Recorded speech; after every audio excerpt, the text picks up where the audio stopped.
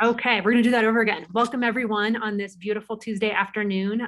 Thank you so much for attending Park City Education Foundation's virtual visit to our classroom grant programs. Just a couple of things to go over before we get started. A couple housekeeping matters. Just wanted to remind you that we are recording the event. The event flow kind of goes that we'll have some presentations, then an opportunity to ask questions. That being said, jump in right away. If any of our guests in the audience do have some questions, you can either raise your hand, unmute yourself. We try to keep these visits very casual and fun. And just a reminder to mute yourself if possible when you're not speaking, just to cut down on background noise. And that being said, let's get started. Again, thank you so much for joining us today. So Park City Education Foundation, together with our donors and volunteers, funds initiatives that inspire all Park City School District students to reach their academic and lifelong potential. Park City is the wealthiest micropolitan area in the country, and our schools still don't have the money they need for programs that district families have come to depend on. Utah has the lowest education funding in the country. 96% of our Park City state education tax dollars go to other districts. That is why our schools need our donor support to change the equation here in Park City for our students and schools. PCEF serves as a facilitator to bring outside resources to the classroom through 8 key initiatives: preschool, the elementary visual arts program, STEM, after school, Park City CAPS, Bright Futures, Innovation Lab, Classroom, and Express Grants. PCEF funds nearly 100 programs within those initiatives, which reach every one of the 5,000 students in the district. And today we're here to learn more about our classroom grant program, the initiative that started it all here at PCEF. The Ed Foundation was born in 1986 when a teacher asked for a grant to send 2 students to a space camp at Stanford University. Since then, PCEF donors have funded more than 750 grant awards to classroom teachers. After parents, the #1 influence on student success is the classroom teacher. And these grant funds are awarded to bring innovative ideas, concepts, or practices to life, or to expand past successful ideas in the classroom or school. Teachers and administrators get to conceptualize and try new things, unique learning activities, and innovative technology.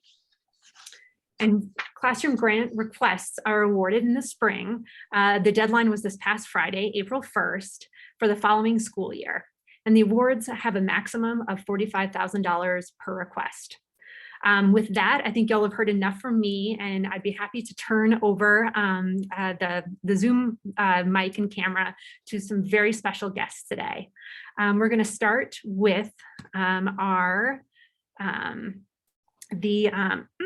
Sam Thompson, who is a classroom teacher, 5th grade teacher at Trailside Elementary, and has funding for his RC Race and Engineering Club. And he has a very special guest who is actually my son, Jack McFawn. So with that, I'm going to turn it over to Mr. T. All right, thanks, Kara. I'm going to go ahead and share my screen. Again, my name is Sam Thompson, a 5th grade teacher at Trailside Elementary. And I'm going to just share my screen with you guys. Share briefly what the RC Club is and kind of what it's all about. So while Jack just continues to work away here. So.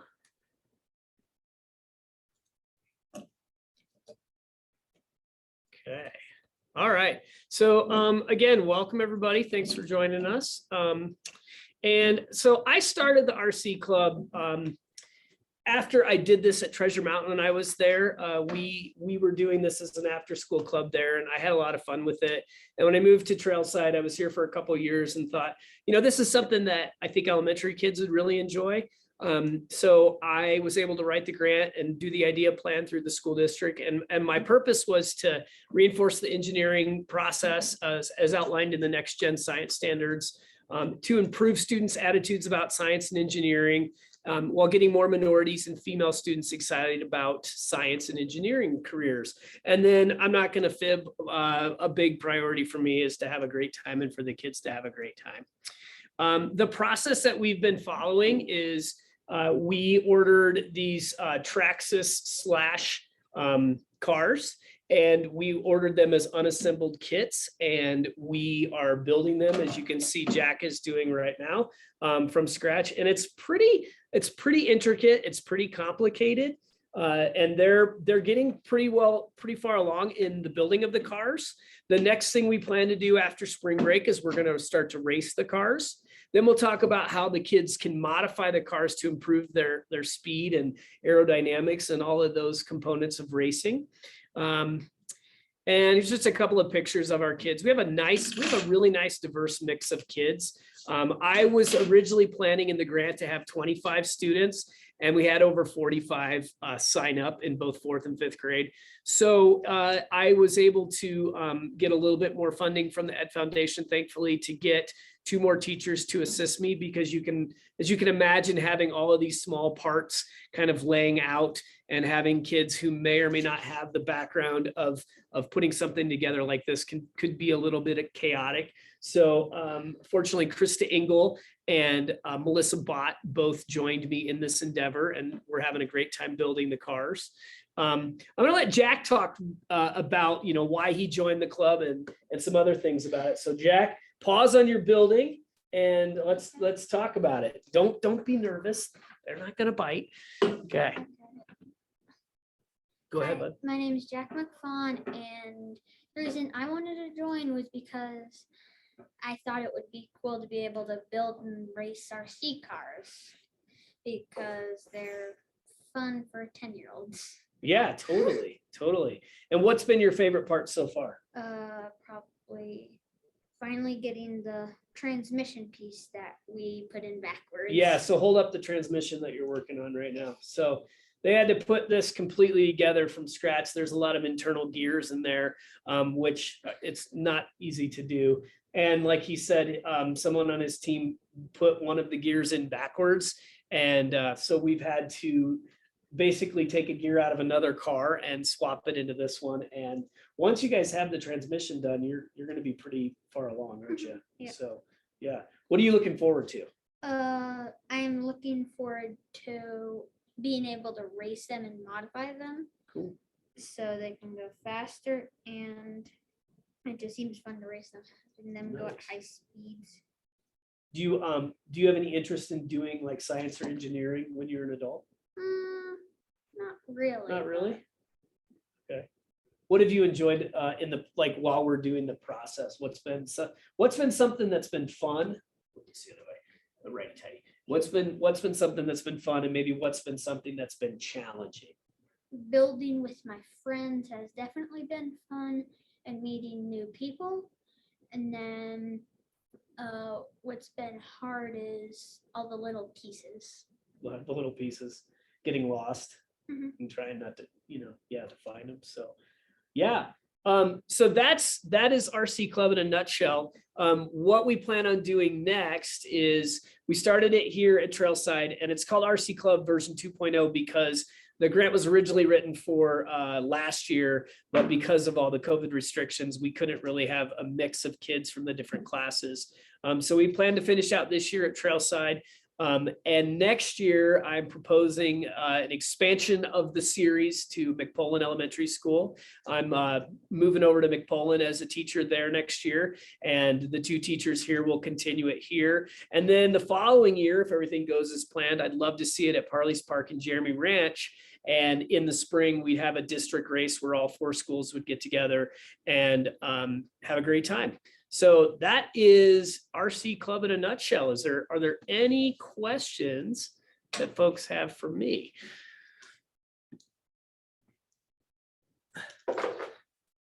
Not all at once. Thank you so much, Sam and Jack. I love your honesty, Jack. Sam, I'm excited that my kid is coming through at the right time. My Jack, so Karen and I both have kids with great names, clearly, but we'll be coming through. And thank you for expanding this to all the schools, because he's going to love doing this as he comes to elementary school next year. So thank you, Sam, and the Ed Foundation for bringing these things in for my son to take advantage of, and maybe my daughter shortly after that. It's so exciting. Awesome. Well, I like that you hit on your daughter doing it as well. That's a big priority for me, to get more kids from all different backgrounds, different genders to jump into this, because we need obviously more people in the science and engineering fields, to represent our population. So yeah, cool. Okay, take it away, Mr. Fine. Well, great. Thank you, Kara. I'm here on behalf of Treasure Mountain Junior High's construction tech class, which would not be happening without the Ed Foundation funding it this year. I'm going to try to show some pictures and talk, and then in a few minutes, I'll let Miles, who's here as a student, speak to his experience. But let's see if I can get this to allow privacy. What I need to do here. I need a tech coach. Sam, you know anyone? Authorize, use password. It doesn't seem to be cooperating with me to let me share later. Okay, well, I'm struggling. Caleb, do you have a new computer? Yeah, what did I do? Yeah, so you have to go into your system preferences, and you have to allow Zoom to access your computer. Right. Here's what I'm gonna do, Kara. I'm gonna share it with you and see if you can't put it up for me. Even better, you read my mind. Perfect. I'll keep talking. I just sent it to Kara so she can pull up pictures and flow through there. But the heart of what happened was Chuck Price, who's an amazing contractor here in the area, came to me a few years ago at Park City High School when I was at Park City and said, I want to run a class that gives kids, every kid's going to own a home or rent a home. And I want to make sure they can fix things at a minimum. And at the same time, inspire those who want to move into the construction field, specifically in the home building fields, to do that. Because I believe kids can fall in love with plumbing and carpentry and finish work. So he felt like every student, male, female, had a place in this class, because everyone is going to live in a home and needs to fix things. And if even better, maybe he can get a few employees out of it. And it all came together this year. We were able to approach and work with the Ed Foundation funding. So what we're doing is we are literally building a kitchen and a bathroom in our school from scratch. So they build a from the studs, they frame out, then they put in the electrical, the plumbing. And as Kara pulls up some pictures here, you're going to see students working on framing, electrical, plumbing, carpentry. They're installing. Here's some of our kids working on how to route the wiring through the walls. We have the students working on drywall. Sometimes we have to do some fun things. So here you actually see each student doing drywall in small pieces, but they're running wires, and it goes on. So we do it from behind, and then as they move forward, you start seeing things getting finished. They've installed a bathtub in this picture, for example. They're working on drywall, mudding, patching. One of Chuck's favorite things to say is, when my kid puts a hole in the wall, they're going to fix the hole. And he's confident these kids will fill the holes in their walls. Hopefully that doesn't happen very often for our parents. Some of the tile work, they do tile flooring in the class. And it totally aligns with the philosophy that it's not done until it's perfect. It's not about how many tries, but because construction, you cannot have errors in construction. What Chuck's able to say is, that's not a straight wall. We're just going to do it again until it's right. So the kids have to do things perfectly. And I think they've really enjoyed the hands-on experience that exists in this class. So if you flip through one or two more slides, here you see they installed multiple sinks to make sure everyone was getting a chance to work on the plumbing, even the garbage disposals, installing dishwashers. These are all things that these kids are exposed to in the electrical. And then next slide, you're going to see, I think, a few students. This semester we had to expand our build, so they're working on more ceiling work, and they're actually doing 2 separate rooms, just again because of demand for the class increased in just one semester. And then the last couple pictures are more electrical work. This was actually today. I jumped in and said, what are we working on today? And they're all finishing up their electrical sign off to show that they know how to do it. So each student was doing their own outlet and light switch. And then the last picture is a picture of our teacher, Mr. Price, and one of our wonderful students. And they just have a great time. It is hands-on all the time. And I want to turn the mic over to Miles. He is one of our wonderful students here, Treasure 9th grade student. This is our second year here. And I asked him today if he'd be willing to come share what is he learning and what does he enjoy about the class. So Miles, take it away. All right. Hi, I'm Miles. I'm taking Mr. Price's class right now. Overall, it's just a super fun class. We're learning a ton. We started off with the framing of our bathroom. And I don't know, it's just really cool to learn what's actually behind the walls. And like, if anything like were to go wrong in our houses, we know like what to do now. And like, construction isn't something that I'm necessarily interested in like as a career pathway necessarily, but I think it's like super awesome to have these skills and just kind of know what to do if something goes wrong. Thanks, Miles. How does this class compare to other classes in terms of the learning environment and learning experience? Well, we're always kind of working on something to finish off our bathroom in the room. So we're kind of always doing something, and you're never really like sitting around bored like in other classes. And it's nice to not be kind of sitting like looking at a computer screen the whole class, and kind of just get a break and work on something more fun. Appreciate that. It's obviously not our goal for students to be bored in their other classes, but we do hear that the hands-on experience that this class provides is great. And Miles has a really bright future in front of him. He's a really bright kid, and he can have fun in a construction class. And then we have a lot of bright kids that find that this is their passion. We had a few female students in first semester who Mr. Price was ready to hire out the gate. He was so impressed by their work. And he's got $20, $25, $30 an hour jobs for anyone who can just do some of these basic skills because very few people know how to do it. So hopefully Miles saves a little bit of money at a minimum someday just by knowing how to fix a light switch or how to address a plumbing issue. Because they now know what's behind the wall. So we're having a blast with the class. It is my favorite class to drop into because you just see kids constantly working on, smiling, laughing, and the correct solution is to do it right or to do it again. And I totally prescribe to that. It's fantastic. Thank you so much, Mr. Fine and Miles. Appreciate your time and showing us what is going on over at Treasure. Maybe calling you guys up if, doing a remodel to my, my own home. Would love to hire some Treasure Mountain Mustangs to help out. Miles is your guy. I need the class still. Great. Thank you so much. Anna, I'm going to turn it over to you, to Mrs. Williams over at Park City High School. Hi.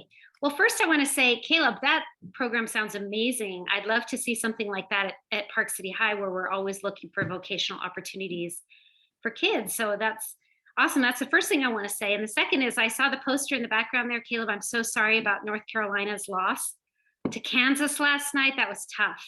So sorry about that. It looks like you're a Carolina fan. I did not sleep well last night. I'm really sorry. That was a rough one, but a great game. Anyway, thanks for having me. My name is Anna Martinez Williams. I've been a teacher at Park City High School for almost 18 years now. And I am also the proud advisor of two programs that are very near and dear to my heart. The first is Latinos in Action. And I have a student who is going to speak on behalf of the LIA, and I'll introduce him in just one moment. What I want to say about Latinos in Action first and foremost is that it's a wonderful opportunity for students to showcase their linguistic and social and cultural capital.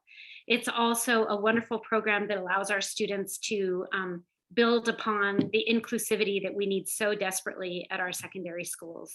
So I think we'll go ahead and have José talk about the impact that Latinos in Action has had on his class, and then I'll speak a little bit more about that. And then I'd like to introduce Noam Levinsky, who is here to talk about debate, and I will also speak a little bit about debate, which is the second program that I advise. So let me go ahead and turn it over to you, José, and maybe you can talk about the impact the LIA has had on you and maybe anything else that you'd like to add. Hi, I'm José Hernandez, and I'm part of LIA at the Park City High School, and I'm in 11th grade. LIA has, really, helped me a lot throughout like my, time at the high school and since before the high school. Before LIA, I really just didn't feel a sense of like, belonging at, the high school or, really like within the community. Like I always wanted to be part of like, and feel like, be part of like the community and some organizations at school. And then, LIA came about and, joining it. I was a little scared, but I got, into LIA after applying, and I was so happy to be in it. And, it gave me a sense of belonging, and it helped me to be able to give back to the community through, like, we do tutoring at the elementary schools and even at Treasure Mountain. And, that's really fun because I get to help other students who, I see are sometimes struggling with like English and, learning, a new language. And it's hard. It's certainly very difficult. It's, a great learning opportunity for me. It's taught me so many skills.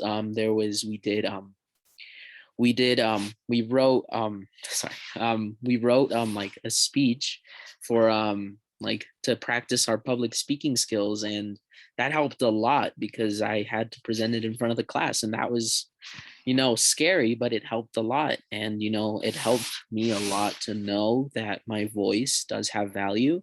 And I was able to, after joining LI, I really felt confident in, contributing to like the team projects, even in other classes where I sometimes might not feel like, my voice is of value. LA has really taught me that there is a place, where I can, have a voice, and, it's a place where I can feel comfortable and belonging. And at the end of the day, I really think that it's like a second family. It's, full of students with like, some similar experiences, different experiences, and we all, get along.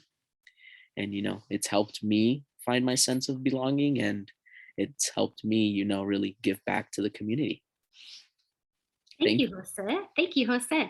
So we have 30 students in the class, and we send some of our students to McFawn Elementary to serve as para-educators in the classrooms at McFawn, where they help the teachers to make phone calls home in Spanish if the teacher doesn't speak Spanish, or sometimes translate materials for the DLI program at McFawn.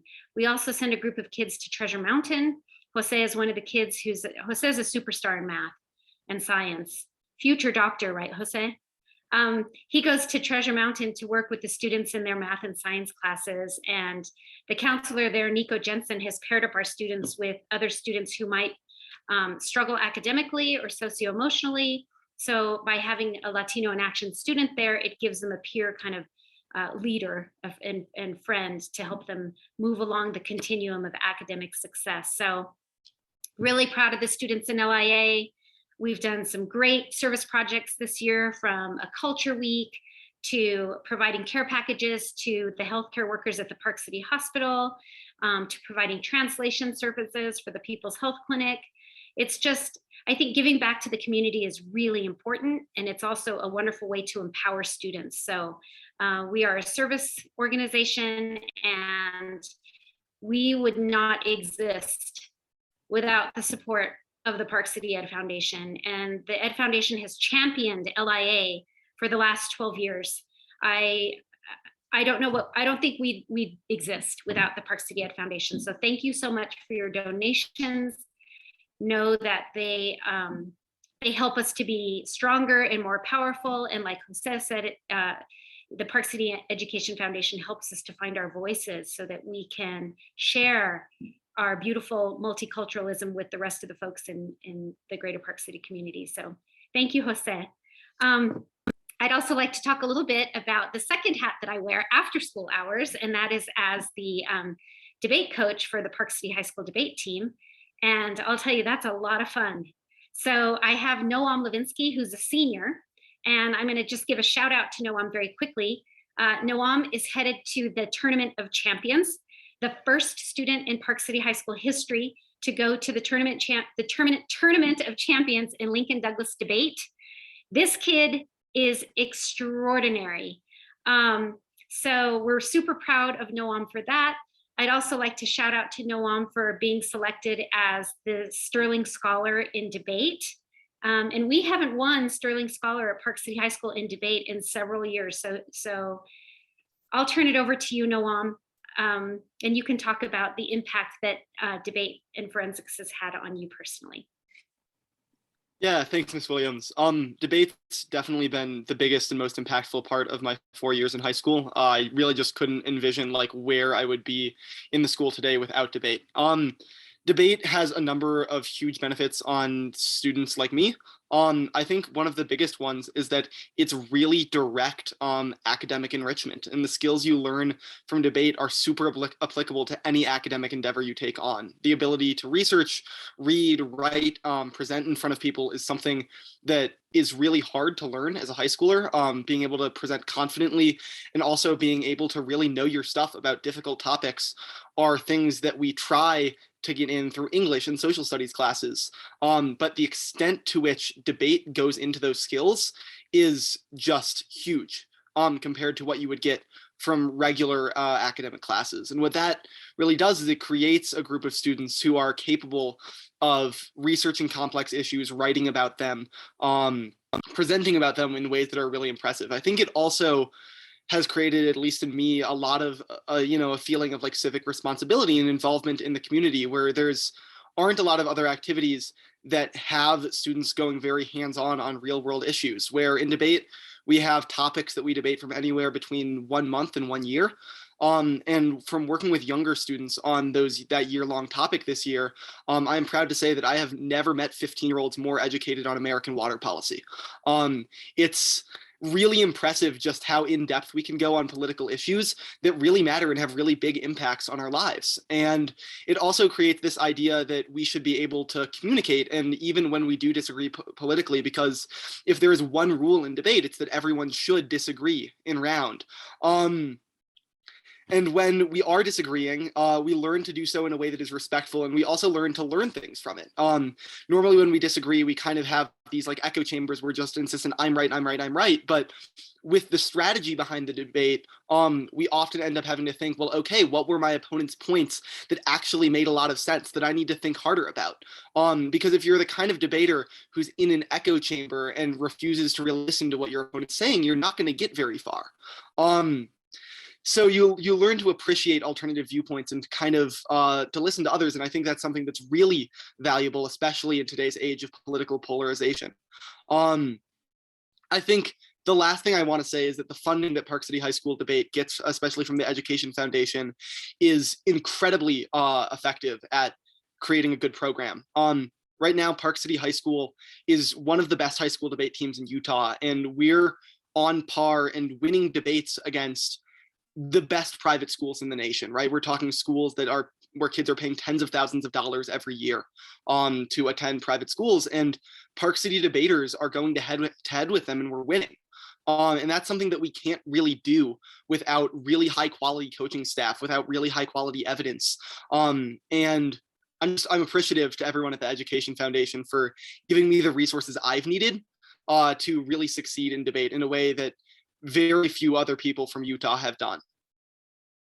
Noam, may I please put you on the spot? Yeah, sure. Okay, so Noam has his big TOC competition coming up in a couple of weeks. Will you share with our audience what the resolution is, and will you talk for just 30 seconds about that so that they can see what this looks like?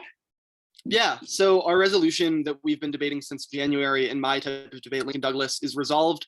The appropriation of outer space by private entities is unjust, which is really interesting because debates about private property almost always exist on Earth.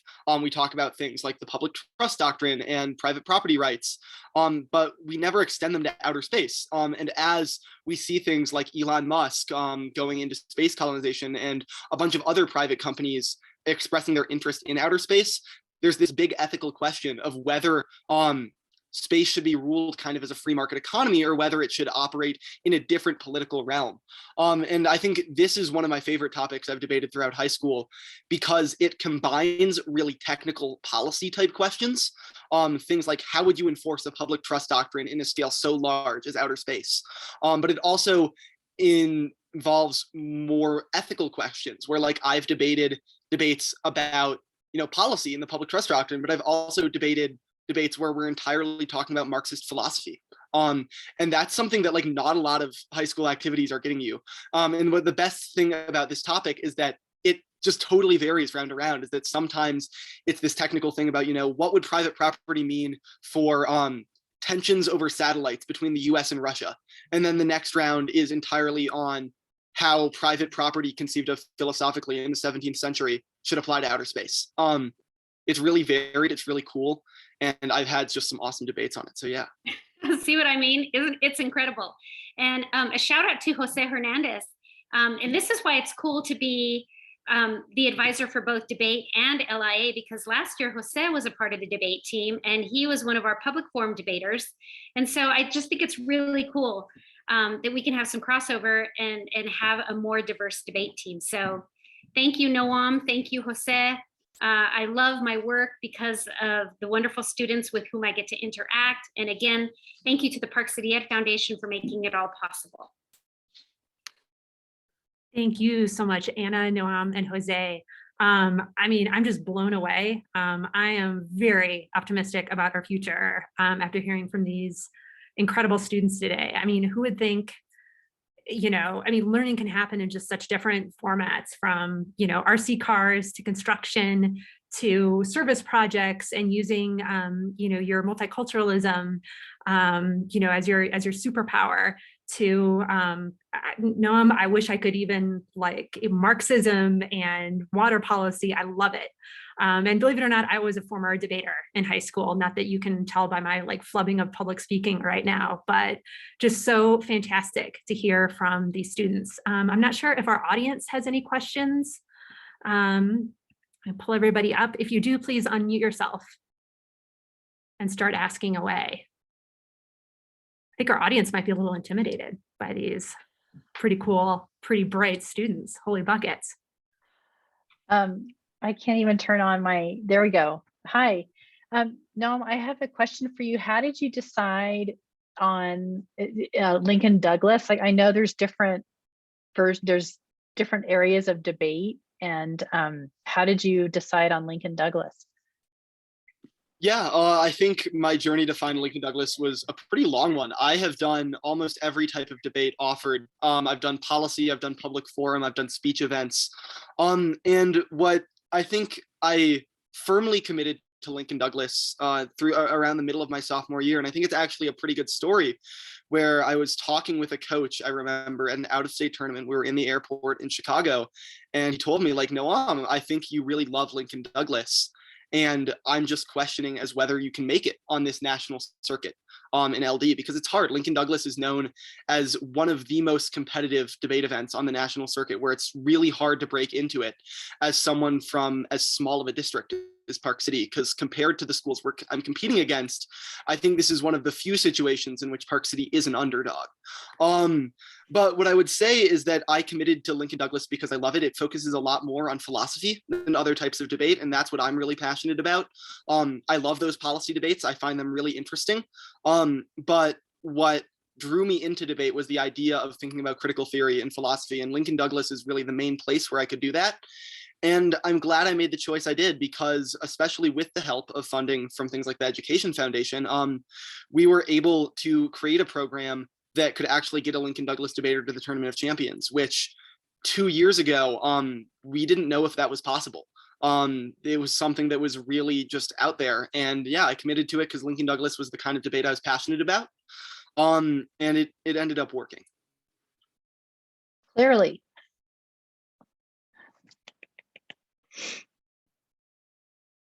Yay. Anybody else have a question? If not, I have one for Jose. Jose, I was wondering if you could tell me a little bit about just some of the service projects that you've done through LIA, and what you've learned from them, and what you've enjoyed about giving back to the community. I think that's personally, the more I've gotten to know about LIA, I know that's one of my favorite aspects of the program. So with COVID, it's been a little, hard to get service, but we have, been staying active within the community. A recent service project we just did was we made little care baskets, care package baskets to the healthcare workers at the Park City Hospital, because they're having a very hard time, And so we made them those care packages, and then we had some students hand deliver them to the baskets to them, and they really appreciated that. it seemed like, it was really impactful to them, and, it was very fun to do as a class. We also have helped with parent-teacher conferences and, translation, and that is always, very important, because a lot of the, Latinx parents who have students in the school don't really, there's that language barrier that, is kind of like a problem. And, it prevents them from really like coming to those teacher meetings, and, that helped them a lot. There's obviously the tutoring, which all of the LIs love. It's really like the highlight of, the school day and week. And, it's always fun to get to go to the schools and help other students who, who are going through a hard time. And I mean, as an LIA student, you've been through that hard time, and, LIA really picked you up from that. It does really take a village, and, LIA has helped a lot with getting us involved in the community and teaching us the values that come with being community oriented and driven. It's wonderful. Thank you, Jose. And Ms. Williams went on, or she shared a bit that you're interested in pursuing a career in math or science. Are you thinking like medical or something else? What does the future hold for you, Jose? Jose, why don't you also tell them about the wonderful award or scholarship or opportunity that you earned for this summer? So I am actually interested in, I can't decide between engineering and medicine. I'm thinking both, maybe engineering undergraduate and then going to medical school. I really like biomedical engineering, so definitely the medical, aspect of stuff. Chemistry is like my favorite class right now at the high school, and it's a challenging class. But I mean, I really, know I can do it. And LIA is part of the reason for why I know that, I should feel confident and really take these risks and take these challenging classes. Over the summer, I applied, and I put a lot of work into the application with the help of Miss Williams with the application process. And she wrote me a letter of recommendation, and I actually got, accepted into the program. It's called the Pathmakers program. And it's over the summer. It's 10 weeks, and it's paid. I'm going to be getting paid about $3,800, and that's covering room and food expenses. And it's going to be with on research on cancer. I was looking over it, and then one of them had to do with like nuclear medicine and its application to cancer. And I was like mind blown. I was fascinated by the medical like advancements and like just how much it can really, apply to. And yeah, I was excited. And without the help of really being in LIA and having that confidence that LIA has taught me, I don't think I would have applied. But I mean, you miss 100% of the shots you don't take. And this was, one that I took, and I made it. So thank you so much to LIA and really the support system. Yeah. That's amazing. Congratulations, Jose. And where is that program? I'm not sure if I missed, is it in Salt Lake or somewhere else? It's through the University of Utah, and it's okay. Huntsman Cancer Institute. Cancer Center, yeah. And top notch. Yeah, it's exciting. And then I get to live there over the summer and really get that college experience. It's amazing. Congratulations, Jose. Thank you. I'm not sure if anybody else has any questions from the audience. If not, we can wrap things up and especially get our students on our way, because I'm sure they have like studies to get to, debate practice, cancer research, all kinds of very exciting extracurriculars to get to. So thank you everyone for joining us today. We so much appreciate your time and your desire to learn more about Park City Education Foundation and our impact.